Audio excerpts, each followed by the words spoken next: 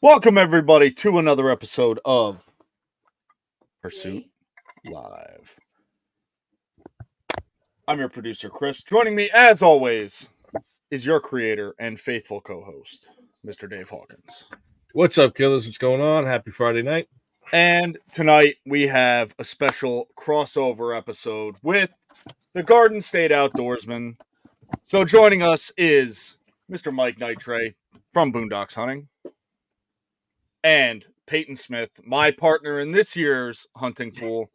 Peyton, Mike, thank you guys for stopping by. Yeah, thanks What's for having up, boys? All right. So we figured tonight we wanted to get everybody together. The New Jersey bear season is right around the corner. And Dave and I are a couple of New York boys. We got the Jersey boys here. We are ready to get in the woods and chase some monster black bears on Monday. The real Jersey crew, not this East Jersey bullshit you keep calling me. You're the fake Jersey crew. You're like the imitation Jersey crew. So I'm sorry, guys, that we have this Often imitated, never duplicated. Yeah, God, I don't know who would want to duplicate that. Buy a roll solo, baby. Makes it easy. Some people's children, I tell you. Anyway. Tonight, we kind of wanted to get into bear hunting, and we have all different experience levels of hunting on the show tonight, especially when it comes to bear hunting. And something we really wanted to share with the viewers tonight is, how do you even approach bear hunting? Because for, Peyton's taken bear. Mike has taken bear. I've hunted huge bear. Dave, I'm taking notes. Has never even seen a bear in his life. I haven't. So the whole idea here is to really give an idea of how do you even approach bear hunting. And I think by the end of tonight, we're going to be able to make that happen. How do you guys feel about that? I love it. I'm ready. Do we want to do a little whitetail recap to get it going? No, who cares about whitetail hunting, man? Bear season is around the corner. We're not whitetail hunting anymore, Dave. It's bear season. You get 1 week, all right? That's 1 week. Crazy. Chris, you rock and roll, buddy. Yeah. So, all right. So I hope everybody's, sitting down. Please grab a drink, grab a pen, Dave, and a notepad.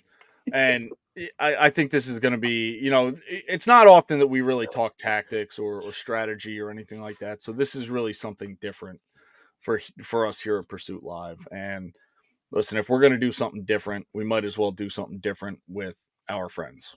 So I agree. Again, the boys from the Garden State Outdoorsman podcast, thank you for being a part of something different with us. I'm always honored to be a part of something different with you guys. We all, the three of us, the four of us, we're always doing something different. And, I think we're having fun and, trying to just be original. And, that's kind of what both shows are really, really about. But, it's always a pleasure and I appreciate it. And this is the 1 week that I look forward to here in New Jersey. I mean, yes, whitetail and deer hunting and everything like that. But man, I think from this is booked off 1 year in advance, always. Like, hey, it's bear season, it's bear season. We all look forward to it. Of course, being in New Jersey, you never know if there's ever going to be a bear season.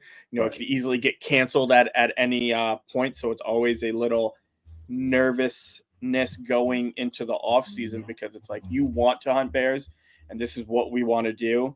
but you're not sure until, you know, the digest comes out and it's on the Yeah. digest. And then still, even then, like, for all we know, you know, gosh forbid, you know, come Monday, you don't really know until you're actually driving there and walking into the woods. It's like, all right, bear season's here. Like, we can actually do this. Yeah. And that's crazy because you can spend all the time and the resources on the bait, scouting, supplies, whatever it is, and then last minute it's canceled. Or vice versa, you're not prepared at all, and then they open it. Yeah. You know, Yeah. it's almost that's Both of which crazy that happens. Yeah. It happened in the same year, actually, both of those things. Yeah. Yeah. That's when I shot my bear. And, you know, I'll go back to that. I think that was what the first year back was 2022. 2022. And we had heard that Governor Murphy was gonna, you know, have this hunt because, you know, I think the number of bear encounters are shot up like 600%. Crop degradation. Ridiculous number. And that's all the ones that, of course, were being documented. How many people, like, when we run into bears, we're not calling the police or calling anyone. Like, you run into the bear, you see a bear, like, okay, that's another day in the woods in New Jersey. But they screwed us over badly because the minute we found out, everyone who wanted to hunt bear started going out scouting and baiting, you know, and baiting and taking vacation time too. Cause that's, you know, it's like, hey, you know, I got to take time off. We only have, you'd get 1 day to 6 hunt. days. You didn't. You get 6 days where you can actually hunt. And how many people actually can hunt all 6 days? Maybe 1%. Yeah. Maybe you and I, Chris, and that's probably like really about it. You know what I mean? So everyone was excited. Time, effort, money. I mean, even from all the local stores to everything was just, you know, they're getting pumped. They're getting amped. Everyone was excited. I'm going to even stop you right there. And I'm going to be Yeah. asking questions tonight for myself and for the viewers and listeners. Yeah. How come only 6-day season? Is there any rhyme or reason to that? So from because what I understand, because your vote matters, Dave. Well, yes. That is true. At that point, it was so one. I believe Governor Murphy did open this up because it was coming election, the re-electing, and I think he was a little nervous because there was a lot of rumbling. Even the Democrats and everything like that in New Jersey were not happy with him. So, you know, I'm not fully there, but the problem with New Jersey, it's not a game animal. It's under a management hunt, which is how they can ban it and how they can only put like 6 days and we have 6 days for bow and then 6 days for gun season in for December. gun only too. Gun only. So very once in strange kind of breakdown. Makes no sense. And also the only season I can think of where you're forbidden to hunt with a bow. Yeah. And that's it. Yeah, because New Jersey, you can hunt bow from second week of September all the way to second week of February. This is the only time that 1 week of December you cannot hunt an animal with a bow. But starting Monday or Wednesday, you can use a muzzleloader during the archery season, which is also another thing that it's not heard of, using a gun at this point in the year. So whatever. That goes for its management. The Fish and Wildlife, from my understanding, really don't have a control on this. Until we get bears as a game animal in New Jersey, which of course the anti-hunters and everything, they do not want that, and they're not going to give it up without, you know, a very big fight. You're going to see 1 week and 1 week and not a regular season or a spring bear, which I can't remember if I talked about that with Peyton, but New Jersey should do a spring bear and hike up those prices too. Like, we only spend $2 for a bear tag here in New Jersey, which this is why I'm going to say it.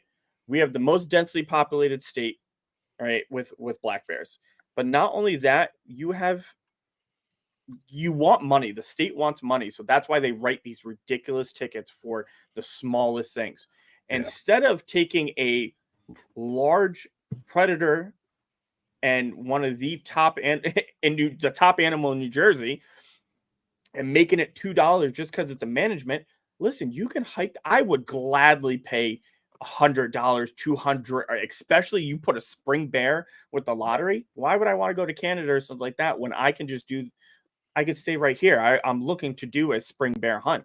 Shit, I'll pay $500 for that because that's what you're 100%. gonna spend. You're gonna spend even more than that, and everywhere else you're gonna go, plus travel and everything like that. So New Jersey, they got a lot of things to fix, but it's under a management.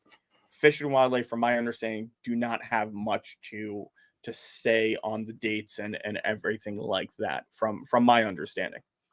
Yeah, it's people making decisions like Governor Murphy who don't have any really. They're ignoring the scientists and everything, which is the problem from the get go and how they got into the problem that they were in. Right. And it's like I mean, yeah, it's often kind of like the question of like why are there? That's like I tell people like they're New Jersey. I don't think it still does, but at one point it did. In the very recent past, have the highest population density of bears in the country. I don't know who that might be. I don't know where it is now, but and it'd be like why? Like why are there? And I haven't found a really good reason. Like habitat's very good. But you do see is like sows with like 4 cubs, 3 Yeah. cubs. It's like not uncommon. Like very, very common. So like, it's not like it shouldn't be a managed game species because they wanted to take 20% of the population. I don't know if they put a dent in that last year and people No, shot they didn't. 500 people shot 300 bears in 6 days. Like it might have been more, it might have been like 350 bears in 6 days during that bow season. 336, I think, or And 360 something. with 4 4 cubs per sow, it's probably, if not still grown with that hunt. So has it reached the point where like the government came in at all and tried to eradicate them with sharpshooters or anything like that? No, not that I know of. because that is for. I think if they did that, that would be still going against the You'd have 2 whole groups of people mad point at you of then. the anti. Right. Yeah, Right. you You'd would have have hunters and the everyone who's trying to protect anti-animal the rights. bears. Yeah. Well, Right. not only that, So- then the government loses money. They don't make money on that opportunity, and let's face it, that's what drives New Jersey politics. So I mean, No.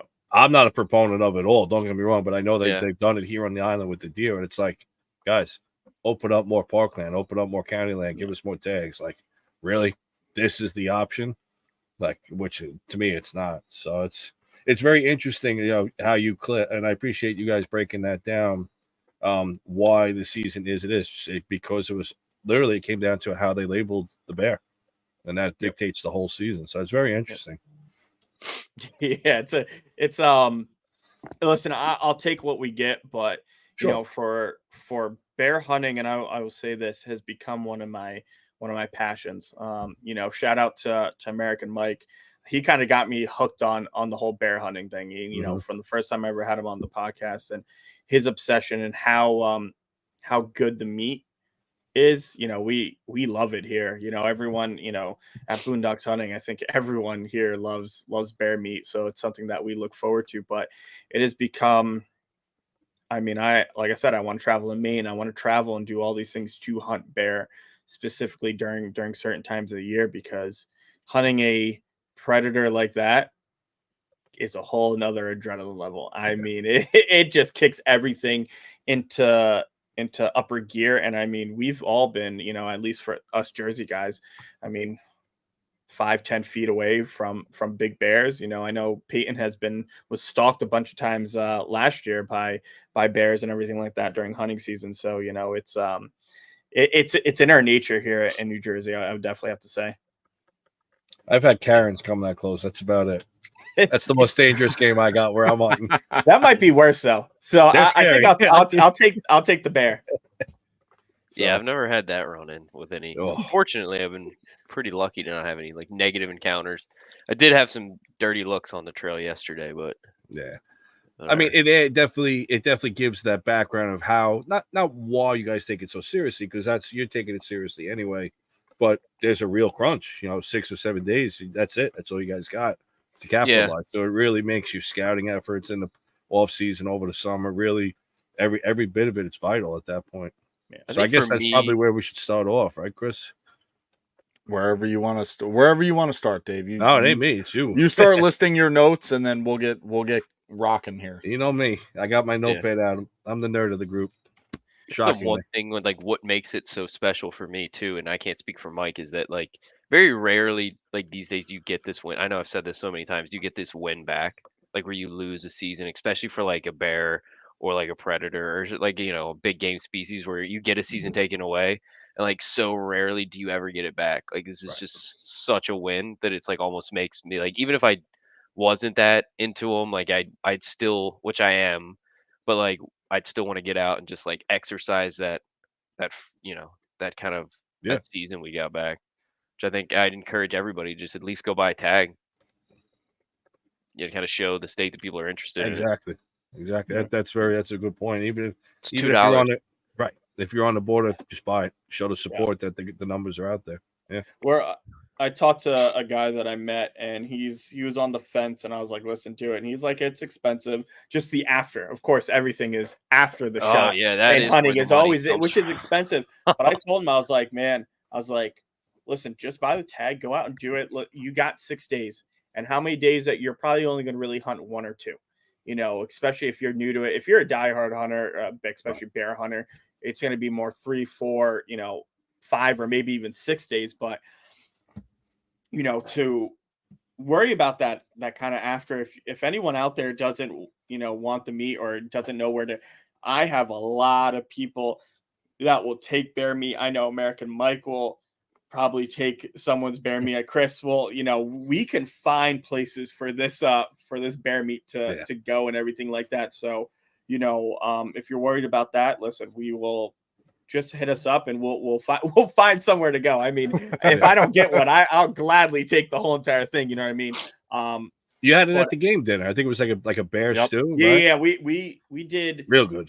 I think one or two I different brought bear too. Yeah, he bought the sausages, and then we had the stew. And Yeah. it's such an underappreciated meat. And I think what turns people off, especially here in New Jersey, is you do have junk bears, and that's like, you don't want to shoot a junk bear, obviously, because it's not going to taste good. But every bear that I've had they are what they eat, and acorns and berries. Like the bear that I killed was such a sweet meat that I remember opening it up the bag to go cook some, and my fiance and my sister, who never smelt it before, were just like, "Oh my god, like why is it so sweet?" And it's like that's what this bear was eating a lot of during the time, was berries, and then also donuts too, because we're big donut people. If we're baiting, donuts, sweets, and everything like that, which they love. Does it change their hide at all, or their coat, like a junk bear? How can you tell? I've never had to, at least from, I've been able to hunt places where I don't really have to worry too much about junk bears. I think in here in Rockaway, New Jersey, I think there's a pretty large dump where it's pretty known that a lot of those bears are gonna be junk bears, and they don't really taste good. But I mean, so far, I mean, Peyton's bear, his coat was beautiful. My bear's coat was beautiful. Yeah, I've like only all really seen real pretty coated bears. Yeah, like all like jet black and really good shape. I've seen some like rubbed out ones in Virginia. Actually, that one that like attacked me, but like bluff charge, not attack. But that one was like rubbed out. But every bear I've seen in Jersey has been like perfect, and I've seen some up close, more than a couple. Yeah, always. Yeah. But can't get away from 'em. I know, Dave, you want to talk about like how our summer prep goes. Peyton and I've been hunting bears, I think a little longer than Peyton has, and he kind of actually changed my view on how I approach the bear season. I had always used to go out there, do a lot of scouting and everything like that, and actually do a lot of baiting, where if anyone who knows us, Peyton's bear that he shot was just pre-scouting I think the day of season or the day before, or something like that, and just going out there and finding the freshest sign, just kind of like you do a deer and everything like that. Mm-hmm. And at this time of the year, you usually know they're going to be in acorns or they're going to be in the corn. And if you got a cornfield, you could tell if bears have been through it. You'll see a spot of the cornfield and you'll see all the standing corn, and then there's a huge giant circle that it's just all the corn stalks knocked down. And that's because a bear is in there rolling around eating all the damn corn, and they're very lazy eaters. They are very lazy, so they like to sit down, lay down, and they will sit there and just eat and eat and eat. And that's something that this year, going into this year, is we're going to find the freshest sign. We're looking for acorn, and we're looking for standing corn, stuff like that. Yeah, you can bait and everything like that, which a lot of people do, but in New Jersey, you have to be 100 yards away from bait. So I'm not a fan of that, because when you bait and you're 100 yards away, the bears obviously are going to come in from all different directions, and it makes it, you have 6 days. So it makes it like, now it's like, oh my God, you're making it even harder. And the percentage of harvesting a bear is going down, because you know what? You could be set up there and you think you're in a perfect spot, but they're hitting that trail on the opposite side. Maybe they're not coming past you at all, and that's the one difficult thing about baiting, is what I found out. It happened to me last year. I did the baiting thing, and I had a big 400-pound bear constantly on camera, and he was just hitting the opposite trails of just where I was at. Well, I do want to interject for a minute. And one of the things, forgive this shameless plug here, but something Rob and I started using this year, we started using the products from Boar Masters. And yes, Boar Masters is a friend of the show, so I'm going to shamelessly plug them right now. But the attractants that we use from Boar Masters significantly increased our bear activity this year. And I almost feel that even though we can't hunt over bait come Monday, just spraying the Boar Master spray, the barely legal spray on the trees, is going to keep them coming in. Well, yeah, because they're so used to smelling that. We put out a number of different our bait piles consist of a number of different things. But personally, I believe that smell is what attracts them to that pile initially. So even though we're not going to be hunting over bait, if we can get out there and, before we get in the tree, just spray that on the leaves, spray it on the trees, they're going to smell that, and they're still going to come in. And I will say, since we started using that this year, our bears stay at the piles longer, they come in faster, and they come in more consistently. So if anybody's looking to a Cialis commercial. Well, yeah, that was a commercial right there. That was the ad read. That was the ad read right there. I gave the legal disclaimer that it was going to be a shameless plug. I'm sorry. This is Chris Benson. We are not affiliated with Boar Masters, but we are obligated to say so. Thank you. Have a good night.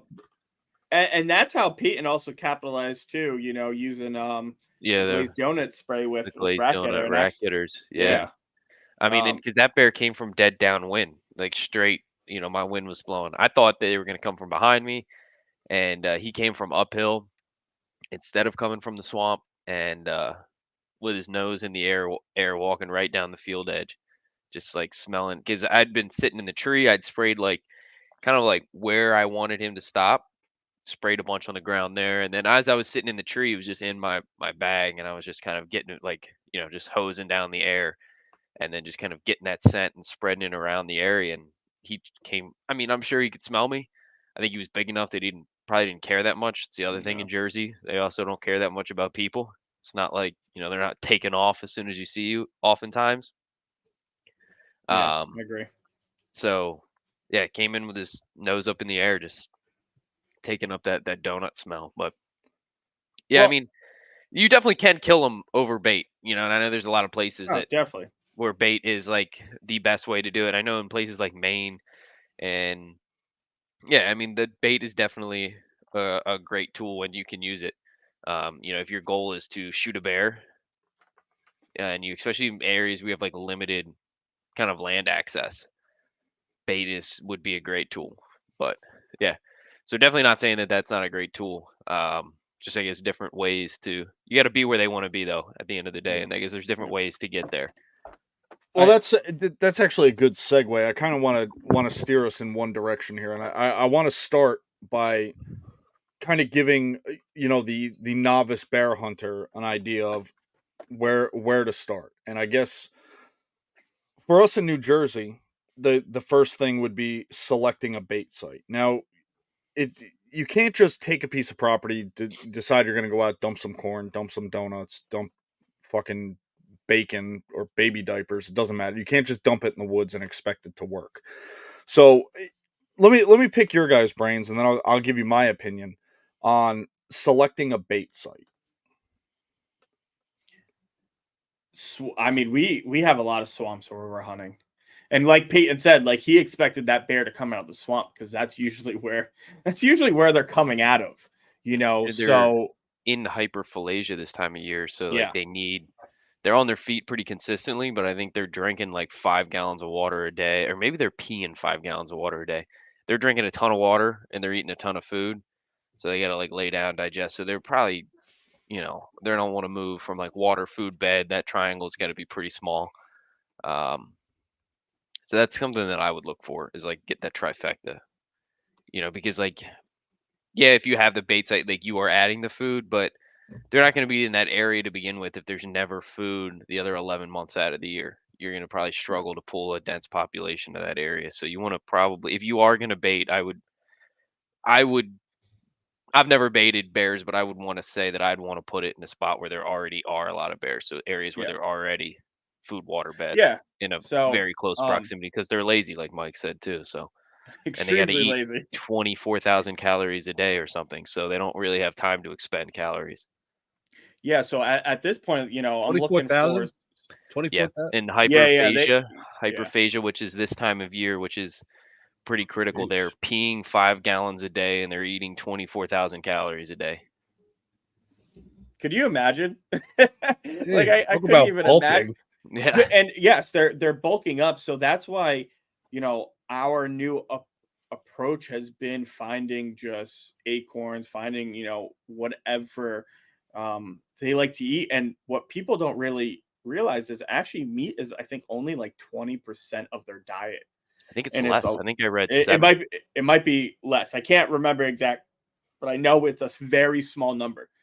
You know, they are not meat eaters. They are Opportunistic eaters. very, Swear. yes. And you know, they a lot of nuts, a lot of vegetation, and a lot of insects, which a lot of people don't actually know. They love insects. You know, and everyone thinks, oh Ants. yeah, duh, Yeah. honey and bees, yes, but like grubs and Ants. everything Yeah. like that, they pick up big rocks and everything like that, and they'll move the rocks Right. and looking for insects and everything like that. So all those things kind of go into where we want Stumps, to I'm sure they'll tear open Yeah. a stump stumps. or You'll a Yeah, go dead through yeah, the one. woods yeah. and you'll just Yeah, see a giant tree flipped Listen, over and yeah. if the rocks you flipped over, and that's bear sign. if you have raspberry or blackberry or blueberry bushes and Mhm. you know where there's a lot of it, like that's where I'm going. You know, here in New Jersey and by the swamps, we don't really have that. But when we go to Maine, best believe you have to be very careful walking in and going to pick raspberries and everything like that, because Right. you could jump a bear at any moment and you'll see the bear poop everywhere. And when you're looking at their scat, when you're going to scout, you want to find poop, because that's going to tell you exactly what they're eating on that moment. And last year we found a lot of poop that had acorns in it, just a lot of digested down acorns. So you'll obviously, if it's seeds, you're looking for berries and stuff like that. You know, if it's acorns, obviously go find your acorns. If it's corn or anything like that, you're going to be able to tell. Corn is not easily digested, which everyone knows. Even for humans, it doesn't digest that well. So corn is pretty easy to spot. But The other thing that they do is, which is kind of crazy, and I've never seen this before until I came to Jersey. And the first time I saw it, it was like, what is this? Is you'll find like piles of bear throw up like all through the woods. And it's like yeah, they eat so much so fast that sometimes they end up throwing up. So you'll just find like puke piles just like full of, like, I found this one puke pile that they just gorged on acorns, and it was just like a pile of acorns that they just thrown up on the ground because he had just eaten too many and tried to walk. And it's like, try Like eating a hunting a big dinner frat and then boy. and then going for a run, where it's like, yeah, they just like too much too fast, and then he's just throwing up.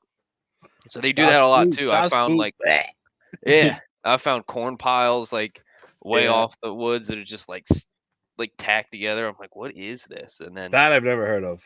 yeah, it's Yeah. crazy when you come Yeah, across it. Yeah. That I've never heard of at all. it's where they have a lot of food. Like, it's here in New Jersey and these types of area. I mean, the food is endless. You got Right. acorns, you have you have corn, you have people baiting, so for deer and everything like that. Like, you go to other states like Maine, yet again, food is much more scarce up there. You also don't have people baiting and everything like that as well. And growing crops in Maine is a lot more difficult, especially up north. Right. It's big thick woods versus here. Look at the difference. So I think that's one of those things why New Jersey, the Bears they just have so much food and they could just eat, and they're just gonna throw it all up and then they're gonna go right back to eating. Yeah, we had Joe Condellis talked about that, Chris. Yeah. He ended Yeah. it might have been in the post show. We were just talking a little bit. He's just like the size of the bear and the caliber of the bear on the East Coast and Jersey in particular, it blows him away. And I'm like, well, what do you mean? Don't the bears get big out by you? I think he's Idaho or somewhere out west, out in mountain country. I figured these bears are getting huge. He's like, no, they're like a fraction of the size they are Really? to Jersey. Yeah. Yeah, Jersey Well, has North big bears, Carolina's yeah. big too. North Well, Carolina. I think will they've got a lot of big ones. add this, and I don't want to call our bears coastal bears, but the bears that we see are very opportunistic eaters. And the food sources that they have, whether it's somebody's garbage or crops, berries, or bait piles, the opportunities for them to eat out here are exponentially larger than they are out west. It's Milder winters too. They don't yes, have to sleep as long, so they have more time to grow. yes. So some of the things, getting back to what Peyton was saying, like when I select a bait site or when me and Rob are out there, one of the things that we're looking for is along those swamp edges, the mud trails. You're going to see where they're actually boring through and creating this almost slip and slide into the swamp. So now from there, there's access. They're getting in. Okay, they're traveling through here. Why don't we give them something to eat? Because they will eat. And the idea is you have to you can't just go out, throw, a dozen donuts on a tree and expect it to work all season long. Consistency is the key. You have to give them something that they're going to consistently be able to show up and eat. Right. So right. It's like putting a mock scrape in the middle of nowhere. Will you get maybe one deer to interact with it? Maybe. If you find that centralized travel corridor, to your point, like you're not just going to pull bears left and right by just like you're saying, randomly baiting. You got to be in the bear population to see this interaction. Correct. And not only that, you have to, like I said, consistency is key. You have to give them something where they, get it in their mind. There's food here. There's constantly food here. So I can keep coming here regularly and I'll be able to eat. And I'll just eat and eat and eat and eat and eat. It's not that you can just put a little bit of bait out. You have to put a considerable amount of food out there. Is it weekly? What would be an average if you got a hot bait site every other day? Well, you don't want to go in there. You don't want to scent the area up too much with your own scent. Right. Weekly is probably good. Definitely not less than weekly, I would say. If bi-weekly at the most. I'll agree with that. But I would take it as no more than a week, but then also just you're with the cameras, we're monitoring how much and how often the bears are there. Yes. But like Chris said, you're dumping a lot. And this time of the year, I want to make it way more difficult for them to get to it. So I'll actually, that's why you see the big cans and everything, and people will put stuff in it. Make them work a little bit. So it's going to take them a little more time to get there. Wintertime, you don't want to do that. You just kind of you throw it out there in the wintertime and let them, because by then in December, the ones that are not denned up, they're looking for quick food real quick. Like I said, they're very lazy. And in the wintertime, they get even more lazier. that's something that's kind of helped me. But make them work a little bit for it. And I'm also, you're buying, yes, you got sprays and everything like that. I'll buy like caramel. I'm looking actually at caramel right now, or peanut butter, and I'll just put it all over the trees, all in the area, and that gives them just something else because they'll lick that and everything like that, and it just gives them a little more extra time that they're going to be working on something else that may save your bait pile for maybe an extra day. But if you got a hot pile, I mean, man, that can be gone in a day or two. And I know the bait sites out in up north and everything like that. I mean, they're driving in, and they're trying to leave as little scent as possible, but they take the four-wheelers in and everything like that. And once the bears hear that, they kind of know that it's dinner time. Like it's we're gonna move off the bait a little bit, but the minute we hear that thing go away, they come right back out. Dominant bears in New Jersey too. They're going to be there constantly. So could you actually find like a dead fall tree that's got like an elevated stump still, and actually put it like in that stump, because they'll get to it, right? Sure. You could do that. You also have to be careful because a lot of fallen trees, or a lot of trees, have dens in them. I know one of the spots that I'm looking to go scout on Monday is there is a den right next to the pond that is known to have bears in there. And the last time it had was a mother and a couple of cubs, and the cubs were on their second year. So that means they're gone now. So whether she had cubs again, I don't know, but she's a big bear, and in New Jersey, you just have to make sure, I think it's over 75 pounds. 75 pounds. Or I believe. The cubs have to be. Yep. Bears got to be bigger than 75. You can't shoot a sow with cubs smaller than 75. Yeah. Okay. How do you judge that on the hoof? It's tough. Ears, it's really tough with a bear. The face and ears. The size of the ears compared to the head. Basically the face. Like you look at its face, and if the ears are big, it's small bear. It's a smaller bear. When those ears are getting smaller and smaller, and you start seeing them move like down the head, you're dealing with a bigger bear. And you can't, when I was younger, they always, and I was growing up, everybody said, "Oh, you could judge a bear by its belly swinging." Well, this year we're looking at bears that are probably 500 pounds, and they have no belly. They're just these stout bears. So you can't judge a bear just based on that belly swinging. And it was always, oh, look at the amount of daylight between its belly and the ground. If there's no daylight there, you got a big bear, and that's not always the case. You really, it's looking at that. The ears are a telltale sign. If they're small in comparison to the overall head or face size, you're looking at a larger bear. Dave, I'll tell you, it is one of the hardest things. Yeah. Because yet again, you never want to break. We're not here to get in trouble or break rule, or you don't want it to kill the bear, and you think, and then you go and it's like, now they got to take the meat and everything like that. Like that's the last thing and you don't want a ticket or anything like that.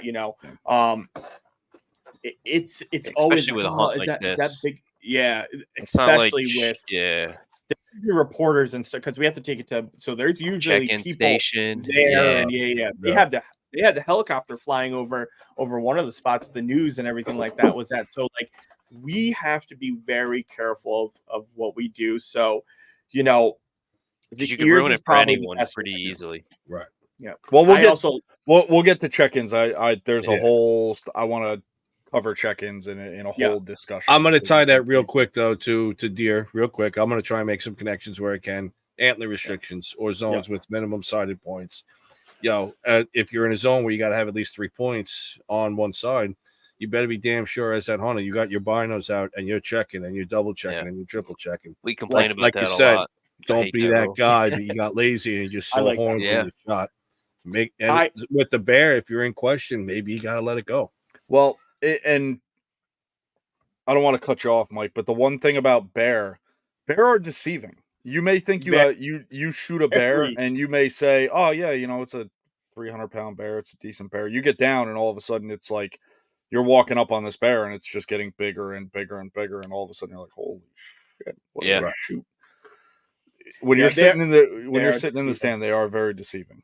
Okay. And It's that hard makes to it. And cut. their fur, you got to remember, they're big. Their fur, is Right. very. It's very tricky to some. They look sometimes. Also, they also look a lot bigger than what they are. So you have that. I've seen they have that other effect too because of just how much fur, and it just makes it difficult. But what I'll say is, Dave, the antler restriction with the points doesn't bother me. We went to Delaware and we had to do a spread. So I think what's the spread, Peyton? 15-inch 15-inch Oh, wow. spread across. outside spread. Yeah. Pretty sure it's outside. That's So tough. that made it, and I had three. That is and I'm true. you're with the binos, and it's like at least with the points you go 1, 2, 3. Sure. You get this Sure. was like it looks legal. That's But tough. I've seen a lot of big bucks too shot that are just like monster. I mean, like if you were to measure by inches, could have been Pope and young deer, for sure, but it just grew straight up and didn't ever break outside the ears. So it's like, you're leaving some monster bucks on the table that just like can't ever get shot. Look at the buck that I encountered this year. Yeah, I the mean, I call huge deer. Mr. Untouchable because down in Delaware, no one is legally going to be able to take him because he was the most mature deer that I saw. He was big bodied, but his antlers went straight up where they're basically touching each other. And like that's a deer you'd shoot. Listen, that's a deer Oh, that I yeah. wanted. I wanted that deer so badly, but I know Dwarfed the two legal bucks Yeah. on either side. you can't hunt them. So I'll compare that and black bears in the same thing because now it's more of you just have to eyeball it and you kind of gotta. I will say though, with like a 75-pound bear, I think, and I could be wrong, but like as a general, like if they're alone at 75 pounds and you see a bear alone, there's probably a pretty good chance that it's over, and that's probably why the rule is the way that it is. And there's probably like wiggle room in there. But I like to think like my dog at home, I have a black lab at home. He's 75 pounds. So I'm like, it's got to be bigger than Cole. That's kind of how I think about it, which is like, it's it can't squeak when you poke it. Yeah. Yeah. In the earlier season right now, I would have more of a worry. Once winter comes, most likely all those bears that you're going to see in the winter, even if they were cubs are going to be past that 75-pound mark. And it's 75 pounds. Once you field dress it, then I think it's 50. I have no idea. I think it has to be. I think it's 50 dressed, 75 on the foot. Yes. Right. So you do have some wiggle room there. Yeah. I got one question, and it ties directly into like the body size, and then Chris, I'm gonna let you take over for the rest of it. And again, I'm asking as the novice bear hunter with no info at all, and for the other listeners who don't know, is there a bear rut or any activity like that will fluctuate their size? And again, obviously in the whitetail world, when that rut's coming, they're rubbing the trees, their neck's swelling up, their body's swelling up. Does that come into play, judging on the bears whether or not to shoot them? They do a spring. That's like the bear rut is in the spring. I think they rut the same time as turkeys. Okay. But they're not getting fat in the spring for the rut as they would. They're fattening up for the winter as opposed now, to why it's a really good time to hunt them right now is because they're in hyperphagia, which is that time of year where they're fatting up before hibernation and eat 20,000 calories a day. All right. So you're seeing them at true weight right now, true size, and that's what we're gauging on. Yeah, they're probably going to be as big as they're going to get right now. Gotcha. Okay. Yeah. It's like a bass right like before the spawn. Yeah. All right. Yeah. Which is this is the best time of the my favorite time, but I've heard a lot of great things about spring. But yet again, they're coming off of the whole hibernation stuff, so they their coat's different. They're hungry. They lost a lot of weight. They haven't been and that you are going to have a lot more cubs. Obviously, at that point in the year, mothers are going to be coming out with their cubs and everything. That's going to be when the cubs are at their smallest and everything like that too as well. So that might be another reason maybe why they don't do a spring hunt too as well here in New Jersey too. Gosh forbid. I think that would be a nightmare if some idiot is. So that could be another reason. But right now, this is going to be this is the best time, the biggest that they're going to be, just like our our whitetail rut is coming up. Cool. Right around the corner. Awesome. No, you guys are doing great breaking that down. We're trying to cover, like Chris said, all levels here from novice, know nothing, to whatever level we all think we're at. Right, Chris? I still think novice for me, but well, I got read a Mr. lot. Africa over here, so I gotta be careful what I call him. I'm sorry, Dave. How many There we go. five do you have on your list? There it is. So all right, let's change gears here a little bit and get off Africa. We're bear hunting here. All right, so stand selection. Now I know, for me, if I'm gonna select the stand site, I want to be close to where I have been baiting. And if I have a bait site, I know I want to be as close as I can be to that, because the bears understand this is where the food is. This is where that sweet smell is still going to be. What are your guys' thoughts on stand selection when when you're getting ready for the season? I know I'm a diehard saddle hunter and I don't hang stands, but obviously I select the tree and everything. Sorry, Dave, that saddle hunting didn't work out for you. You'll grow up eventually, Dave. Don't worry about it. But for the rest of us, that are mature hunters here, what are you guys looking at in your stand selection or your tree selection? Yeah. So I guess last year when I shot my bear, I don't run bait, so I'm gonna answer it in the question of like kind of what I do, which is just find what they're eating in that moment, because it's my belief that, like, what I've read, they'll eat something until it's gone. So if you find something they're eating at that moment, so I'm setting up, and this was this field, like thick hedgerows, you couldn't get up in that tree. Wasn't super motivated to get on the ground like I would with a deer. Maybe I just don't have the heart for that just yet, and that's fine. You can say what you want. So I found a tree where I had known bears to come into that field from a couple of different directions, and I found a tree where I'd have a 20-yard shot from 5 different directions, and they would have to go through this pinch point to get to that field where I know there's been torn up, like Mike said, all the stalks have been ripped out of the ground, fresh poop, like flies on it, like still there. So there was only like 2 directions that they could come in where I wouldn't have gotten a shot. And like, so 5 of 7 I had covered. They would have had to come through here and step on that X. So that's what I was looking for. It was like the best tree to try to cut them off from that food source if I couldn't hunt directly over that natural food source. So I mean, I guess option A would be hunt directly over the natural food source if you're not running bait, which is kind of my scenario. And then option B would be cut off as many access paths as you can. Choose a food source that has limited access, that is a hot food source, but has limited access to it, and then so that way you can cut off as many as possible. So that would be kind of how I would answer that question. Same here. I mean, yet again, you're trying to cover as much as you can. We can't hunt over the bait. That's the unfortunate part about it. But you're trying to give yourself the best opportunity to get a shot off at a bear. And it does make that difficult, especially we're us saddle hunters. We're hanging and we're picking different trees. We're going out sometimes. Monday, I don't know what Peyton's plan is on Sunday, if he's going to pre-scout a tree or what. Yeah. But yet again, if you're going in blind, I mean, yet again, it makes it even way more difficult to pick the correct tree. But how we do is we kind of just pre-assess kind of all our stuff, and then like afternoon hunt, if we need to change positions, we'll go do some scouting, find the freshest sign, and then yet again, you're just picking the tree that you believe is going to give you the best shot available. And being in the saddle, for me personally, and there's times where, and Peyton thought that I was crazy when I said this, I won't even bring the saddle, the platform with me. I'll just use the sticks. And I can still give myself a 360 shot. I could put 2 sticks on 2 of the side. I can use the saddle platform as well and make sure I have a chance to stand up straight and get a shot behind me too as well if I have to.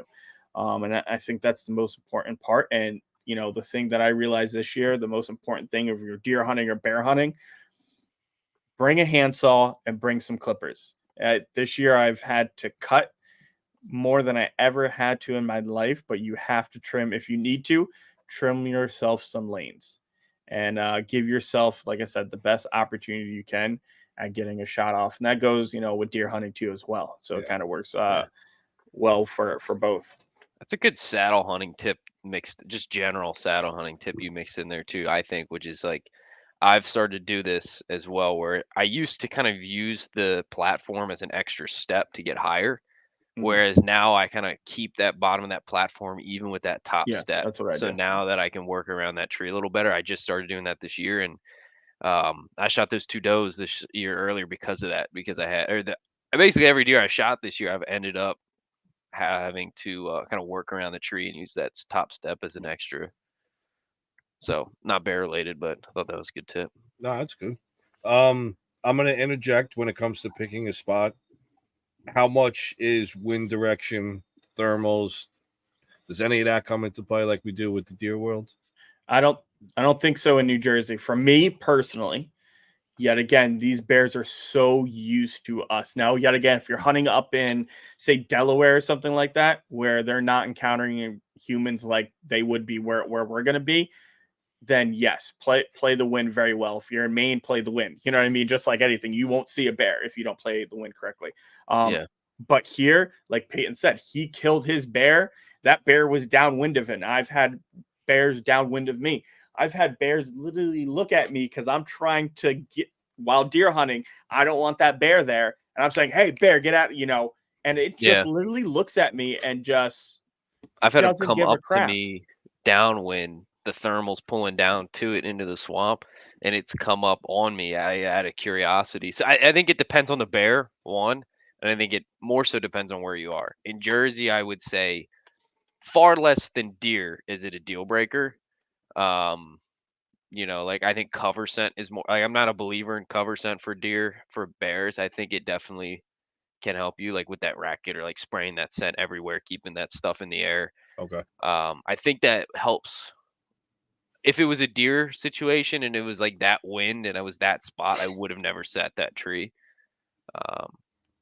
But I think with bears in New Jersey, it's not like half as much of a deal breaker as it would be if you were coming from the deer hunting perspective. I'll ask straight up then, and this might be interesting. Who's got the better sense of smell, a black bear or a deer? Black bear. Black bear. I think black bear's like 20, like orders of magnitude greater than the bloodhound even. Yeah, I think they have the best nose on the planet. The one thing you will see, and you'll always see bears when they stop, they put their head up and they're doing this. They're smelling. Right. Where deer, like they'll stop, they'll sniff, they can smell great. Don't get me wrong. Mm-hmm. But a deer is relying on a lot of their senses. Where a bear, they don't have those big ears where they can hear everything. Their eyes are not on the sides of their heads where they have almost 360-degree vision where they can see what's coming up from behind them. If you see a bear can look forward, right? They're really relying on that sense of smell. And if you see when they go to smell an area or scent an area, they'll step up on something and get as high as they can when they're trying to smell what's going on. Yeah.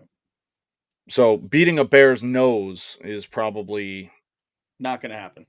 That's probably your number one objective. Like Mike said, it's a crapshoot. And that's kind of, I guess that's not as exactly what I meant by cover scent. I don't want that to get like misconstrued by people. It's like you can draw them in and they'll overthink that in New Jersey. They won't, they know you're there, but they don't care as much as a deer would. They don't care at all. Right. Yeah, really, that was my point. I don't think really you're not tricking them, but I don't think their stomach will kind of talk them into going over there no matter what. Exactly. Yeah, exactly. And that's the whole thing. Everything is big and the baddest thing on stomach the related. They're eating with their noses. You know how we look at things and it's like you're looking at a menu and you just want to order everything on the menu. The minute they get that scent, they're locked on it and they want to eat. They don't care about anything else. They are the biggest, baddest thing in the woods. Right? What is the only thing that's going to rival them is another bear, a bigger bear usually. You know what I mean? They are out of what 355 or 359 days or whatever it is out the year. They're the baddest thing in the woods. They don't have to really worry about anything trying to kill them. You've seen bears get hit by cars and it doesn't do anything. You know what I mean? Yeah. They shake it off. You know, once they get to a certain size, they don't have anything to fear. And when they're walking and especially a big male, it's food. In New Jersey. Again, in New like, Jersey, I want to yes, in New emphasize Jersey. that. It's like And Maine, in a lot of other places. Yeah. Like I know never Clayton's seen a the bear big- in Maine. Yeah. Never. Yeah. Not once. And I've been going there since I was a baby. Everyone in my family has seen one. I've never seen one. They are one of the hardest animals. I've seen thousands of moose at this point. Deer, coyotes, lynx, bobcats, everything. Never seen a bear in Maine yet. Yeah. Well, I know we're gonna have to was change just that, Mike. talking about Oh, that. I know. I know. We are. We are. Don't worry. We're going to bear camp in Maine, guys. We are at some point. We are going. Before your wedding, we should take care of that. So, all right, I do want to. I don't want to kind of drag things out here, but I do want to talk briefly, and I do want to say this briefly. Post shot. All right, now just to preface this, when everybody's shooting at a bear, you're not shooting at a bear the same way you are at a deer. No, please don't. Dave, go ahead and say the quote. Middle of the middle. Yep.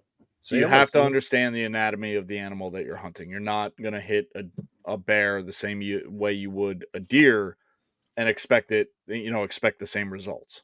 So before you even get in the woods, please study the anatomy, understand where you should be aiming on this animal. But having done that research and you do connect with a bear and you do make a good shot, now following up on this bear is a lot different than following up on a deer. Hold on, it is so nerve-wracking. I never have anxiety tracking anything. This bear that we had to track for Peyton, I was freaking out the whole entire time. Yeah. I was in. Apparently, you've never been Cape Buffalo hunting. Well, no, I have not. Another plug. Yeah, exactly. I remember like going in this hedgerow that it died in and just like saying to myself out loud, like, please be dead. Please. Like crawling on my hands and knees, and our buddy Bobby was behind me. And because that's all you could get through, and I'm following blood, and I could see like something dark in front of me. I'm pretty sure that's him, but it's like visibility is so tight, and I'm just crawling through with like nothing but like a knife in my hand, like pocket knife, and I'm like, God, please be dead, please be dead. And fortunately it was. But yeah, I waited a good 2 hours, and I thought I heard him crash, and I knew I hit him good. And I waited for the cavalry to show up too. I waited for like all the people coming to see it, and help me drag. So I'm not taking far shots on bears. I think 30 absolute most would be like, I'm not no way shooting any, not even considering, not picking my bow up outside of 30. Yeah, I would agree with that. It's not worth it to wound this. Is not. The stakes are a little higher. Way different. A little higher. I will say when we were tracking this bear, what? Minnesota, somebody just got attacked. They bad shot on a bear. I think it was Minnesota. Really? Bad shot on a bear. Came out, and that was with a gun too. Came out of the brush, like ran the tracking dog off, jumped on the guy's face, and then his 12-year-old son, who shot the bear in the first place, had to like finish it off and save his dad. It was like a big story in the news. Jesus, like I'm gonna have to look it up. I didn't see that one. And that was a 200-pounder, so not even like the biggest of big bears. Yeah, no. Fuck that guy up. Small bears can get you. And the one thing two things I really learned, because I killed mine with a gun, so I'm still looking for my first bow kill with a bear, was they don't bleed like deer, and their fur sucks up a lot of that blood. Yeah. So that was another thing that was making us very nervous. Is we're like, well, where's the blood? You're expecting, and it's like, no, it makes sense. They're so big. They have so much fur. Much fat. Yeah. fat and fat and everything. It does not bleed like any other animal that I've ever experienced in my life so far. And Yeah. so that's another thing. Now you don't think, oh man, was this not a good shot? Oh man, is this thing still alive? You know, and when we went into this hedgerow, our words were, how did it even get in there? Because you would think there would be a giant hole where this thing bursts through. There was nothing, not even the only thing I think that we realized we There was saw blood. a Yeah. tiny bit of blood, and that was it. There was nothing obvious that a bear had just steamrolled through this briar, through this thicket, through this like the stuff where Peyton was literally hands and knees for him to even get in there, and the rest of us had to go all the way around, and then we had to saw our way into it just to get the bear. It makes no sense, but I don't know how they Crazy. do it. I mean, the doe I shot 2 weeks ago, it looked like it had fallen down and then a tree fell on it. So animals have an act for getting into places that you wouldn't believe. Yep. But The yeah, thickest, nastiest shit, they just love it. I would not. Now is not the time to take a marginal shot, and Right. I would. And if you're lucky, you often won't get a pass through. I was lucky enough to get a pass through. And I had a 4-blade, fixed blade, slick tricks, where I've shot deer and gotten good blood, you know, and with those broadheads, but this bear just didn't bleed much, you know. So, you know, in a lot of cases, you won't get that vent hole where normally a lot of that blood comes from, and Right. tracking gets easier, but it's so you know. You want to make sure that you give it a good bit of time. You don't rush into that bad situation. And make sure after shot, most important, make sure you have a crew with you. Yeah. Because those animals are no joke to drag out. It is not. Oh yeah. It makes deer look so like nothing, you know. And I mean it. The one buddy was like, "Oh, you know, people are going out with us this week." And I'm like, "Yeah." I was like, if we shoot something, we're calling the cow. Like everyone is getting a phone call. Dump your phone book at that point. Yeah. Who's coming? Listen, we need, but it's great memories. I mean, we had a blast. I mean, the whole entire thing. Like I said, you know, hunting bears is just a whole different experience. If you have not done it yet, you must try it at least once. It's a whole different type of adrenaline rush. You're hunting something that can easily kill you. And I know Chris knows this now with what he's done and everything like that. And you know, it's just it's phenomenal. It's a scale. Just saying. Yeah. That's a scale for you there. That's a scale model. Yeah. It's and fancy then fishing photos. It's all digital artwork. Is just phenomenal. I absolutely love the fur. It is the soft. I am getting myself a Coda one day. The amount of times I plan on bear hunting. It's the country pimp, Mike Nitre.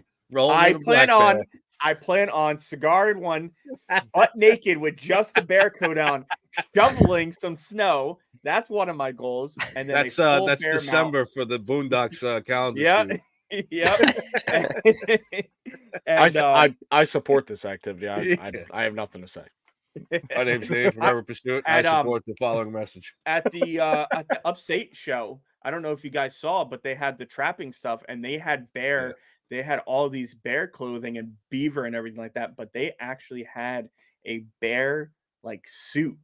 And I texted Bianca, I go, "Can I wear this for our wedding?" I was like, "I want to wear this for our wedding." Like it was so soft, and I think he said in the hotel room. I don't know about for that's. She's like, "You can get it, but not for the wedding." That's funny. So, all right, getting the bear out. Now we understand. Hold on. I got a question now. You're not allowed without going too far into the rabbit hole of heavy arrows, light arrows. If we're archery hunting for black bear, is this a scenario where potentially a heavier arrow setup, again, without going into the whole rabbit hole, may benefit the hunter? Or is it too situational? I've heard different things about bear. You know, the one thing I'll disagree with Peyton, he said it's, you know, you don't get a pass through often. Most shots I've seen, actually, a lot of people do get pass throughs. Okay. You know, and I know Rob and It's just a Chris lot more animal told me to go this. through. It is a lot more animal, but it's if you hit them correctly, it's gonna go through. Yeah. Obviously don't hit that goddamn shoulder. You're Yeah. even more screwed than you would be shooting at a deer. Unless you're shooting iron wills. Just stay away from that. Yeah. I know Rob told me to go with the bigger cut. Always go with the Yes. the biggest cut you could possibly get with the Yeah. bear. That's not something you go with like a 1 point, because I was debating on the 1.5 or the 2.0. And Okay. all the feedback I got was to go with the 2.0. So I'm actually going to be switching also this year, because I'm using the Severs hybrids. I'm going straight just to the 2.0 for bear season. That's the only thing I'm going to be running. Okay. Is a bigger cut. I don't think the arrow Listen, I don't care how heavy an arrow, you hit that damn bear shoulder. Yeah. I personally don't think it matters. It's one of those things, Dave, and you've seen, because unlike Mike, the rest of us, well, except for you, Dave, we shoot, good bows that shoot fast. So if you're shooting, you've seen how the arrows come off of my bow. Yeah. Any of my bows, they're laser beams. So it doesn't really matter if it's a light arrow or a heavier arrow. If you hit the right spot, it's got so much force behind that arrow from the speed alone. I agree that it's going to punch, as long as you have a sharp broadhead. And like Mike said, I think sharp broadhead would be the number one thing there. Yes. You want to cut, you want your best shot at blood. Yes, and you want Mike was right on the wide. Wider in this situation is better, because you want a bigger hole. It's a bigger animal. It's harder to plug the hole. Yes, exactly. You want more blood, more traumatic blood loss quickly. Yeah, I'm also a fan of I like the 4-blade. I shoot the Slick Trick 4 blades, and I think it's harder to plug that hole than if it was just a slash. I think if it's 3 blades, same thing. We were getting pretty good blood for a while there. It was just at that very end, right before we found it. It went through that hedgerow. Yeah, I don't know. I mean, like FOC, all that stuff. I know it comes and it helps. The FOC, I think, is the most important thing in if you were gonna tweak your arrow. But that's really for shooting accurately. I think at longer distances where it really kind of makes up. And if I'm not taking a 60-yard shot on a bear, you couldn't probably pay me to do that and then tell me to go track it. Right. So especially, so I'm like, one, it's not ethical in my opinion, and two, I don't want to get my shit rocked. So here you get more than your shit rocked. Yeah. So I think that's a totally reasonable point too. You have to matter 20 yards. True to yourself as a hunter. Yeah. What am I really getting accurately? Exactly. Where is my comfort zone? And cut. Exactly. Yeah. I agree. I am shocked that they make a 2-blade broadhead without bleeders. I'm pretty sure there's companies that do that. It's almost like if you're making a 2-blade, you got to have that cross-cut bleeder on there, in my opinion, just for the fact of keeping that wound channel open. Yeah. These sharp broadheads too, like Chris said. So sharp that it's like a scalpel. They could close. You need it to be sharp because you don't want to. All right. You want And it again, to cut and not push that stuff aside, which I do think is true. There's a lot of arrow stuff out there that's not really from a mechanics standpoint, all that true. Are we talking engineer stuff here? Rob's not here to hear it, so it doesn't benefit us right now. We got two engineers here. We can talk engineering. We're gonna need a whole nother show for that. Yeah. No, it was worth bringing up, and I know it's one of those inflammatory topics, but it's something different real quick, about the Dave. On that, I would go because I know you're legally allowed to hunt with a 35-pound bow in New Jersey. I'm not sure what it is in the rest of the states, but in New Jersey, you're allowed to. I wouldn't take Bianca out with a 35-pound bow for bear. It's true. That's a good point. And I think it would. That is something like your equipment's got to have the ass to get that arrow there. Yeah, quick, and 20 yards. Like you said, more speed, more power. Me with my anywhere probably like 50 would probably lowball it for me. But most of us guys, we're in that like 55, 60, 70 range, even up higher than that. That right there is going to be also that key to also of a sharp broadhead versus that too as well is going to be more important to me than a heavy or light arrow. Yeah, You know, your bow speed. Yeah, I got short arms, so I got to crank that bow up as hard as I can. I mean, I'm shooting 74 pounds, but I'm not. My draw length is real short. Where a guy like Chris, who's got a longer draw length, he can crush my speed with probably 10 pounds less of his draw weight. But it's you got to have the equipment. Don't try to like go out there with marginal equipment. Your sight's not on. This is just like not the time to. You shouldn't do that with any animal, just out of ethics. But I think that's more important than any heavy arrow setup is Let that having. be a lesson to you, Dave. What's that? Go buy a fucking Matthews. Anyway, Dave, moving please on. I don't am buy a shooting Matthew. my PSC Bowtech. until it blows up. Hopefully, ironically, or knock on anything. Let's just hope that doesn't Yeah. happen. All right. So now I do want to get to post recovery check-ins. Now, the one thing about bears versus deer, and this is pretty much nationwide, is you have to check your bear in with a biologist from the Department of, whether it's, Department of Conservation, Fish and Wildlife, whoever it is. I do want to take a moment and say that in New Jersey, especially because there are so many anti-hunters, and you guys did bring up a good point that oftentimes there was news cameras or there was They helicopters or will something. be there day one at the big check-in stations. I can The almost guarantee it. the idea that New Jersey has is they're actually a little more secretive of their check-in process, where you have to call the number, they tell you where to go, then because they Just want, added that. They just added that last year. Oh, did they? don't Yeah. Because they last don't year want it was public information. not anymore. Oh, I didn't. That's news to me. I'm glad we Because just had the conversation. the problem with having a public check-in is the anti-hunters now know where to go. And this is factual information. I'm not making this up. DEC officers, biologists, the people involved from the state who are trying to gather scientific data on the bear harvests and whether or not this is working to It's a reduce the hindrance bear for them population, too. everything.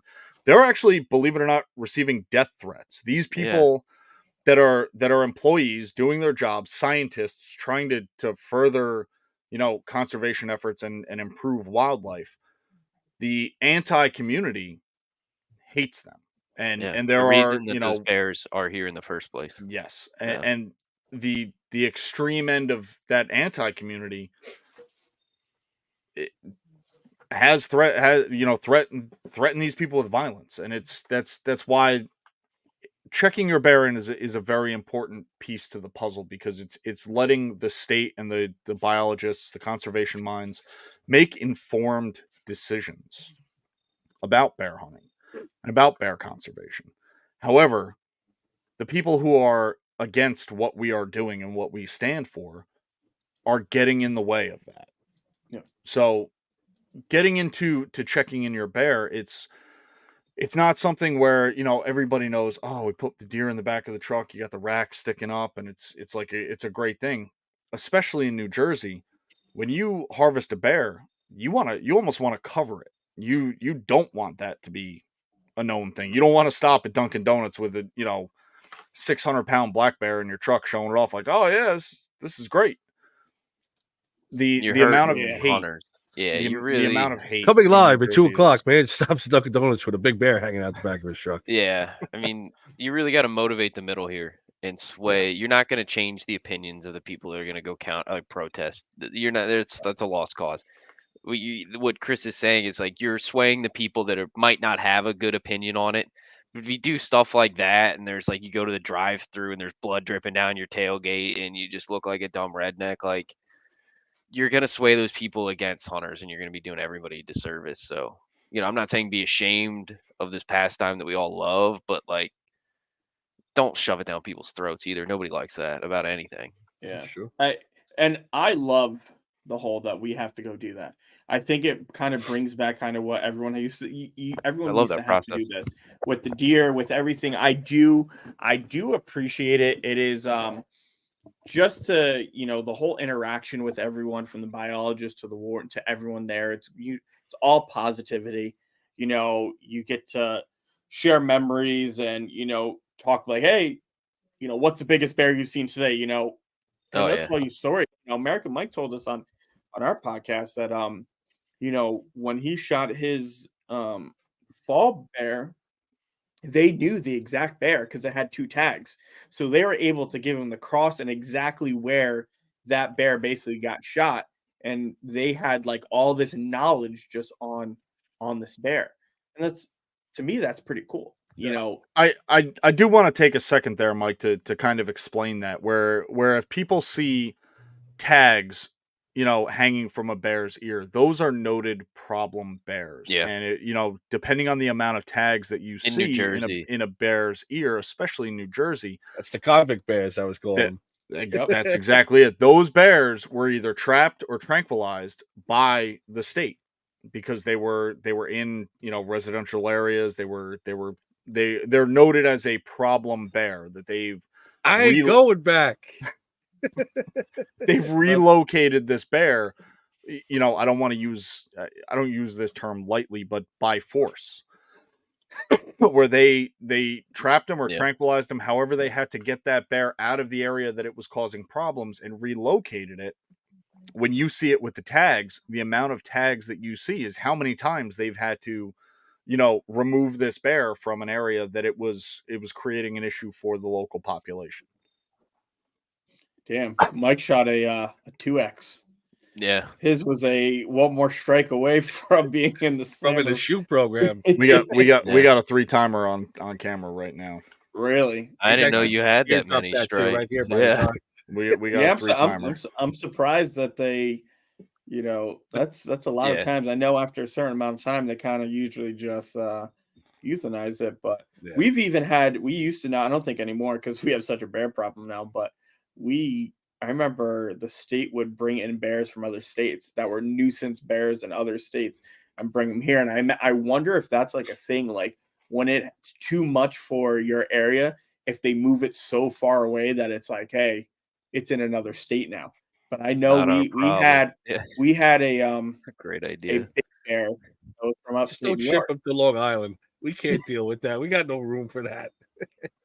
Please. Imagine bears roaming around on the island. On No, the I beach. couldn't I imagine. got bronchitis. Ain't nobody got time for that. I don't have time for bears. We're starting to get coyotes. I don't need bears now. Like, Yeah, I one couldn't thing imagine. Bears, it wouldn't be a good fit over there for you guys. would be horrible. There's not enough room. No. There's not enough room in parts of New Jersey either. It's the highest population Walking down density Queens state. Boulevard. No, Union. but Bear. the thing about New Jersey is, yeah, like place Where like they are Union is or in something that like that, but northwest corner. Yeah, but there Northwest are Jersey bears in is a lot compared Passaic to County, the island. Bergen County, Essex County. There's still bears in there in people's backyards and Totowa and places like that. Animals are very adaptable, and Yeah, that's what I always tell people. I got bears asked and a question white-tailed deer. today. Very adaptable. A coworker's like, hey, we're driving and just on this little strip on the highway, there's deer there. Like, is that? I go, yeah, they can survive any as long as it's a food source. Yep. They're good. They can, Yeah. I know there's deer that populate right on the exit turn. It's a small little patch and I've seen some giant deer in there, and that's where the bucks go during the rut because there's does in there.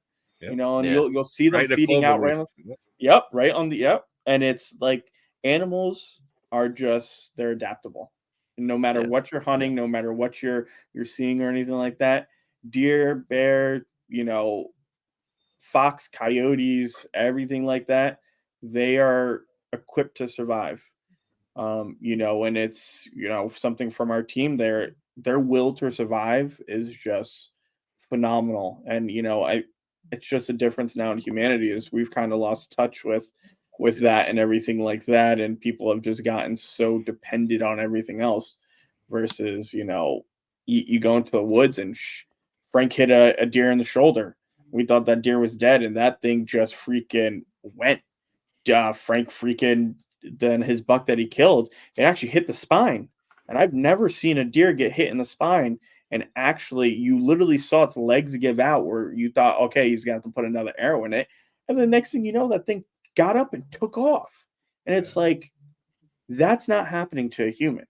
That's not happening to us. That animals' will to just survive is just unlike anything else. And yet again, I do not want to see a bear's will to survive. That is one thing I do Yeah. not, and it goes back to Peyton, 20, 30 yards, probably anything outside of that, and it has to be a broadside shot. There's Yeah, still no on the marginal corner, shot. I'm not nothing. It's a I'm not broadside, and that's pinching it. any windows, no Yeah, brush. maybe I I can remember sneak it through there. Yeah, yeah, not Yeah. happening with a bear. Yeah. I yeah, mean, that's I fair not enough.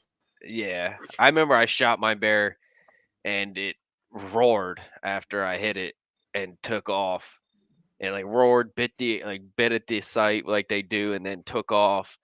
And I remember like sitting there thinking like, God damn, what have I gotten myself into now? It's just like, and I was excited. I was like pumped. I was like shaking. But then there's that thought in the back of my mind. I'm like, shit, you really done it now. Now we're gonna we're gonna see See, we're gonna see and how that this shakes out. and that's the difference with the gun. When I saw mine drop and die. You're right, so it's like, all right, like I Right. can just walk right over there. I have a gun with me too, so it's like, Yeah, all right, total mentality change. completely, yeah. Running We haven't in it's mentioned that winter. at all. The death growl, death moan when this bear's finally on its way out. You would, Um, yeah, you will hear the death growl, but not always. Yeah, I didn't okay. hear mine. And I didn't hear mine I either. will say this: Cape Buffalo do the same thing, and my buff died so quickly. Yeah, We never heard it. same. We didn't know he was down until we saw him down. So And this it is in the wasn't. final moments. They're essentially on the ground. This is Yeah, like their last. yeah. That's Their that last. last bit of adrenaline. Just, Okay. It's Okay. not 100%. I am still waiting to hear my first one. Okay. When you're watching hunting videos, Hmm. like I remember growing up, like that was like the key. Like you knew your bear was down and dead was when you would hear it, and it'd be one of the coolest things. Like, oh my god, like that's pretty cool. But it's not. Me and Peyton both Possibly dubbed in. have never heard it. I Okay. don't even know if Micah. I would have to. I know definitely not with the gun. I don't know with the bow one if he heard it, and a couple other guys. Like there's actually a bunch of guys that haven't heard it. Maybe it's a Jersey thing where they don't really Yeah, roar I heard after. it crash too. Like I heard it like Right. hit and go. maybe we're listening for the wrong thing. Maybe it should be like, forget about Well, there's so much ambient noise where we're all hunting. It's and the adrenaline's pumping at that point. Yeah, Who knows? He could have done it, and you just didn't hear it. Dave, Between the speak for ambient, yourself. Some of us don't live next to the highway or hunt fucking next to the highway. I swear Like that's on my we're bucket not list. I hunting want on to the hunt without interchange. hearing traffic or a leaf blower. Frank. Oh, Steve, I mean Steve, Jesus Christ, Dave. I felt like you because I've been hunting a new place, and one of the good like spots I really love where I've had bucks daylighting is there's just cars going by constantly, but I Yeah. like it because sneaking in, it Yes. covers a lot covers of that. your. Yeah. So it's Yes. and then I also have all these other things going on, and it's great when you have the plane going by, and if you ever Yeah. have to sneeze, always try to sneeze when Yep. the plane's going by and everything like that. But You got to be on your toes though, because you're not going to hear them and crunching you're in not now. gonna yes, Yeah. you're not gonna hear Another them. thing. It's Yeah. a very sneaky game, and that's another thing. Bears are you're gonna hear Quieter than them you think. come, I but they believe that. are a lot quieter. It just depends on the bear. Like I've had bears, big male bears. I've seen make I've been so snuck much up on. racket and just knock stuff down, and they're just being really obnoxious. And then I've had bears that are just so sneaky. You look Their up and they're their there. paws are padded. So Yes. it is if they really want to sneak, and I think maybe if they're more in an active hunting, like they're looking really for food, maybe they're not as obnoxious as that one bear was. Sure. That bear was just cruising. Yeah. So maybe that might be the thing when they really want to be quiet, you're not going to hear them. You're going to hear them come up to you at all. So that's another thing Yeah. that you do have to keep an eye out when you're out hunting them, is because they can sneak up on you real quick, and then you're like, oh shit. Yeah. Have you guys had them come up the tree at all? Either your tree or No. close to you? I don't even want to say No. anything because if that happens to me, I don't Yeah, even know what the yeah. hell I'm going to do. Like, Yeah. What do you mean? Aim yeah, right for the nose. You give it to him. no, what are you talking about? I'm going to have to do I'm going to have to take the spoons out and just go Come on, to war. you can't be giving away all my secrets, man. You throw everything you have at it at that point. Your Hey, pocket, Dave, whatever you Dave, got. I hate to break it to you, but if you're catching an arrow through the nose, you're definitely going to be deterred from continuing to climb that tree. I Yeah. don't know, man. I had that bear I shot last year. I got it right here.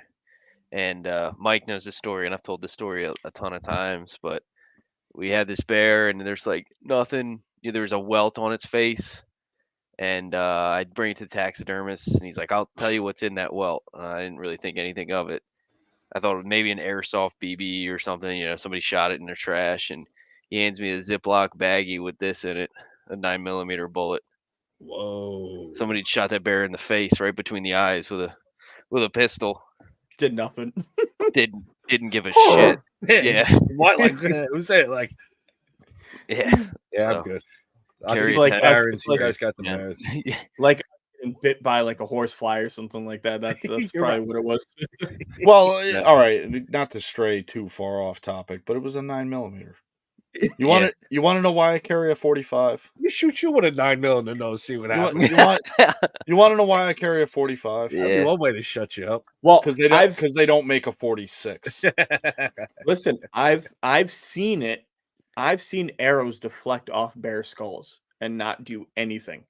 So, yet again, shooting straight down, I guess you'd want to shoot it in the damn nose. Well, because if it could bounce right off the damn skull. the reason why I say shoot it in the nose is a guy that I used to hunt with in my hunting camp in Pennsylvania when I was a kid actually had that happen, and that's how he had to deter that bear.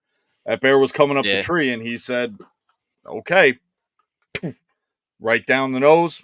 That was it. That bear. I want to preface this section of Pursuit Live that we only take the most ethical shots on all game harvest. Always. We do not condone anything that has just been discussed here on this show, especially by my engineer co-host. Thank you. Yeah.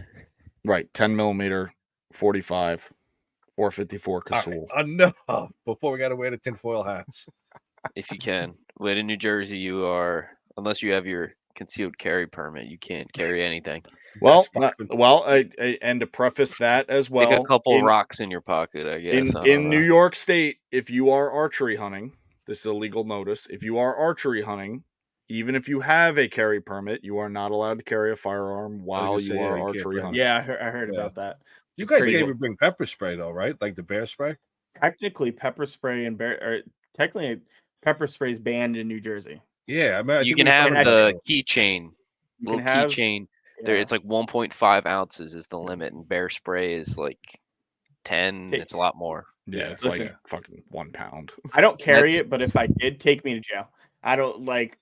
Yeah. At that point, like no it's comment. the only thing that I can protect myself with. Like, yeah. Listen, I'm gonna do it. It's actually every single day.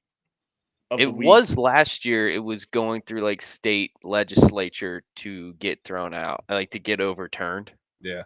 I don't know if that made any traction. Like, I think it was proposed. You know how that stuff goes. I could have never made it anywhere, but it's like us getting paper tags, the stuff that they're actually debating over. It's like, come on, guys. Well, I guess that's a good point for us to segue out. Your vote matters. Yep, we do say that. We're going to say it probably at the end of every show here. On November is soon upon us, and your vote does matter. It's true. Yeah. So, I agree. With that, gentlemen, I think it's time. We blew through the hour mark, but I mean, who cares? Yeah, we're talking. We're talking. And I told Peyton was like, "How long is this?" I go, they're not like us. They usually go for like an hour, then they'll like get off. And then I looked at that. I was like, "Damn, we're not even done yet. We still have other things that we need to talk about." But this show, bear hunt, it's totally different. Listen, when you're not talking whitetail, listen, when you're talking dangerous game, that time limit doesn't apply here. Dave, be careful. That means the next Africa hunt that he goes on, you guys are gonna have like 3 or 4 hour show. Well, I might be there with him. So got him. All right. He's talked. He's been breaking. That's a commit. That was a legally binding commitment. All right. So, but yes, I think without a doubt, I think we reached that point. Obviously, guys, if the viewers and the new viewers don't happen to know, you guys each take a time to let everybody know where they could find you. everything about the show related. Because at this point we're definitely like partner teams. We try and support each other the best we can, and it's been a fun, I would say, at minimum year, but it's been longer than that. Yeah, but we got a good thing going here up in the Northeast, and we want to keep it going. Dave, what are you talking partner teams? Me and Peyton actually are partnered up. That this is true. season, so I'm not. There ain't no team about it. We are the team. All right. I'll let Peyton go first. Yeah, I'm Peyton Smith, Pat Valley Out on Instagram, patapscovalley.outdoors.com. I got some writing on there that I like, that I like to share. I got a Field Ethos article, fieldethos.com. Bears are bulletproof. If you want to read more about that story I just told, that bear that got shot in the face. So it's a short read. But yeah, Retriever Engineering Solutions. If you need any mechanical engineering design work done. Yes. And he's also our director of what's it called? What I signed you again to? Oh my God, sponsorship, right? And he does a great. I've loved having Peyton join our team, and just the guys that we have. I got to give a shout out to all the guys. Peyton, Frank, Steve, Squatch, and Ethan. They have all been great and have helped a lot with boom hunting, and Bobby too. Bobby is one of our unknown BTS guys, but he's a parent first, and then he's new into hunting and everything like the that. Bear dragger second. Yes, Peyton owes a lot of people some drags. Let's just tell you, he owes people bear drags, he owes people deer drags. He's working up quite a debt for our team. But my tab is getting pretty long with Mike helping drag shit.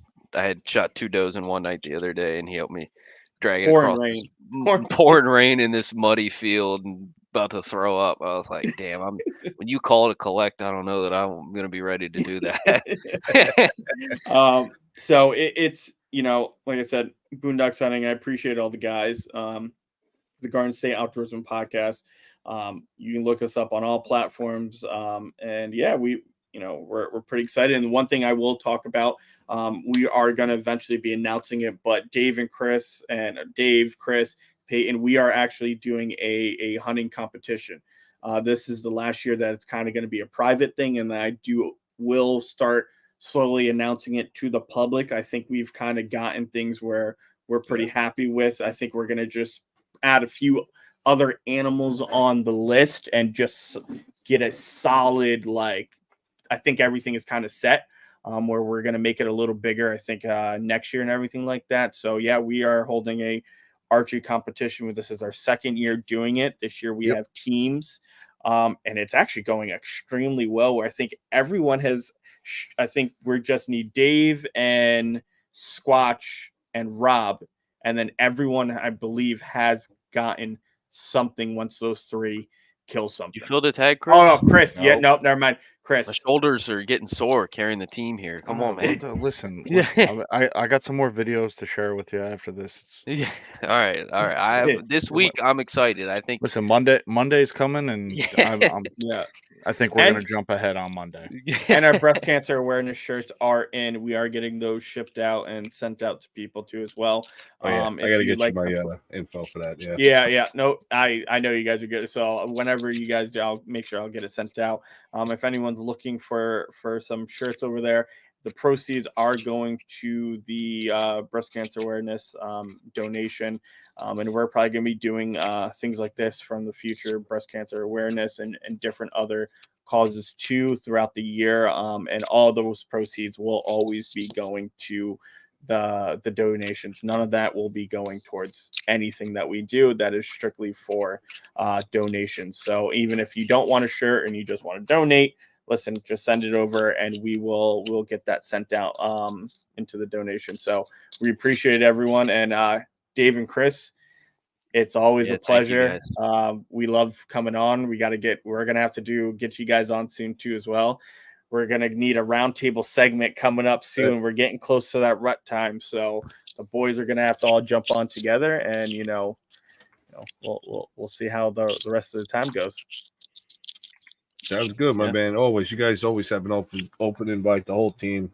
It's all about support. We've said that from the beginning, from the first time we met at one of the archery shoots you were hosting. It's we're we're all in this for the right reasons, and that's why we work well together. There's plenty of room in this outdoor space for all of us. I agree. Yep. And that's for anyone else out there. We always let you guys know.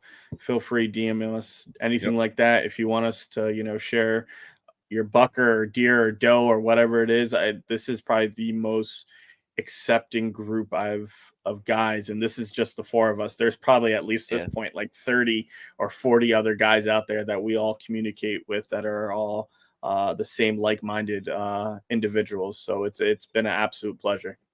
Absolutely. Yeah, it really has. What do you got, producer Chris?